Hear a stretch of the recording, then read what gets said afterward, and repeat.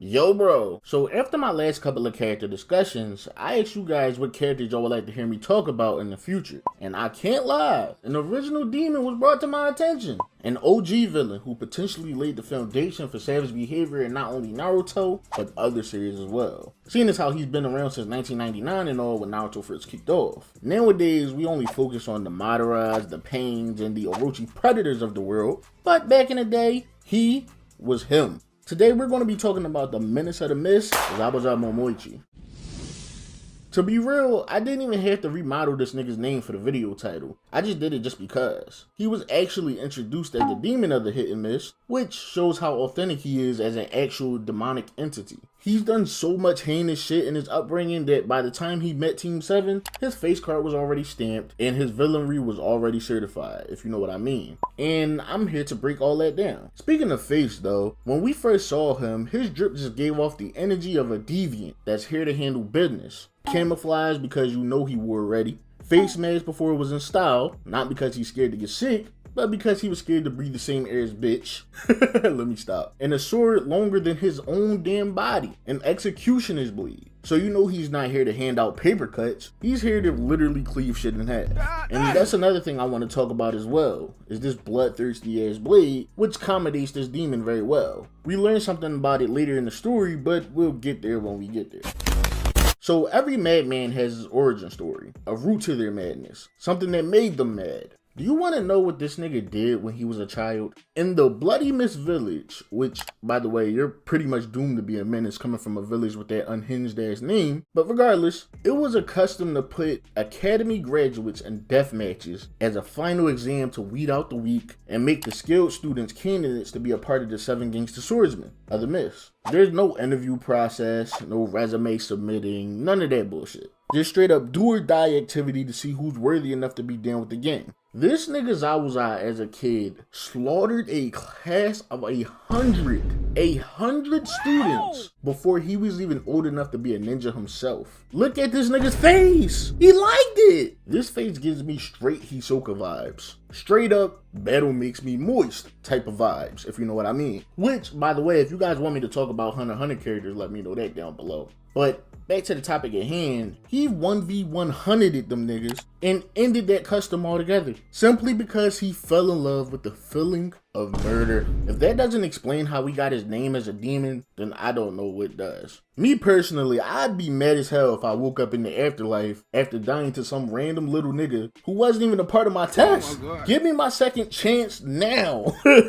Bro, I need a redo. But yeah, that was a brief history lesson on how this deviant was cultivated, but obviously we gotta talk about the finished product, aka his adult life. The man we met earlier on that was a member of the 7 Gangster Swordsmen, and yes, I keep saying 7 Gangster Swordsmen instead of 7 Ninja Swordsmen because, I mean, come on, do these dudes not look ganged up? Do they not look gangster? I mean, but that's beside the point. When Zabuza first faced off against Team 7, we really got to see his treacherous behavior firsthand. Off the rip, we learned that he's a master of silent killing, like an assassin. He uses the cover of the mist to his advantage, specifically with the hidden mist jutsu, and apparently he was so fast that his enemies typically didn't even realize what was happening until they were already dead. They just appeared at the heaven gates.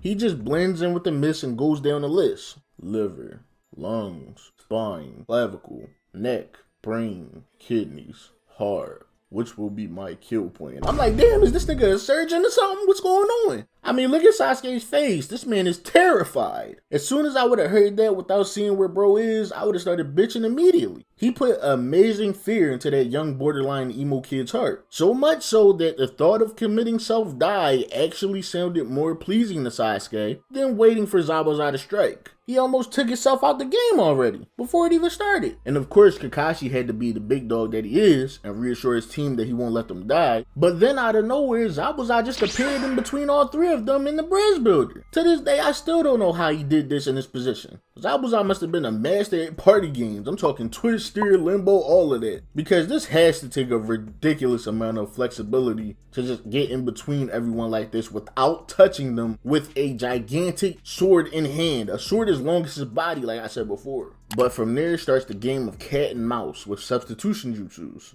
Kakashi was like, I got you. Then Zabuza was like, no, I got you. Then Kakashi was like, forge again. And then Zabuza was like, nope, my turn, buddy. Honestly, when I was rewatching this, it kind of reminded me of the beginning of Sasuke versus Itachi, where everything wasn't what it seemed like because of their Sharingans. It ultimately ended up with Kakashi being kicked in the shit and locked in the water prison jutsu. Then Zabuza proceeded to have one of his water clones torment little kids. Even with his clones being significantly weaker than himself, there was no way a Genin of their level was going to defeat someone of his level. So even Sasuke got elbowed, stepped on, choked out, and just overall bullied.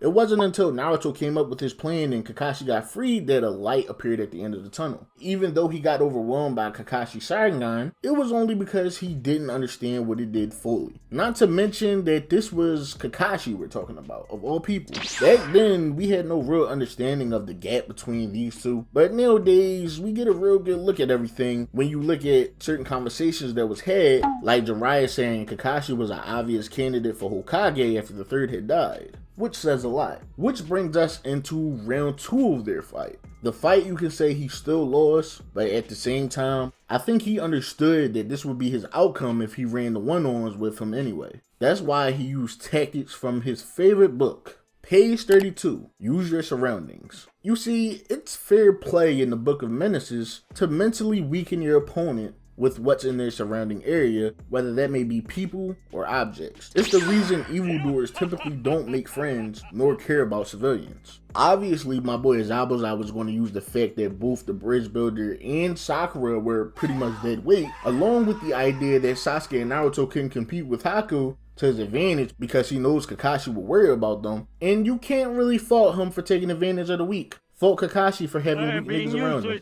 The same thing also kind of applies to him and Haku as well in a way. You could argue that Zabuza and Haku could have came out of that situation victorious if Haku had just gone through with Zabuza's devious tactics, but Haku was too kind-hearted. There were times that Haku stopped Zabuza's attack on Naruto, and even times where Haku held himself back against Naruto because of his soft nature and morals. Haku ultimately rubbed off on Zabuza, causing him to become a more softer character in nature. But that's what I think is the most beastly thing about him though. Even after shedding tears for his fallen comrade in the end, he still had enough demon energy in his mind to grab a kunai with his mouth because his arms were unusable, ripping through a horde of people and hawking down Gato like the monster he is and ripping him to shreds. In the last moments, he let bro know the difference between the real deals and the frauds. How he'll fit right in with the monsters of hell, while bro's gonna be a whipping boy for an eternity. And yet, even with him being such a demonic entity, he still found a way to make me sad in the end.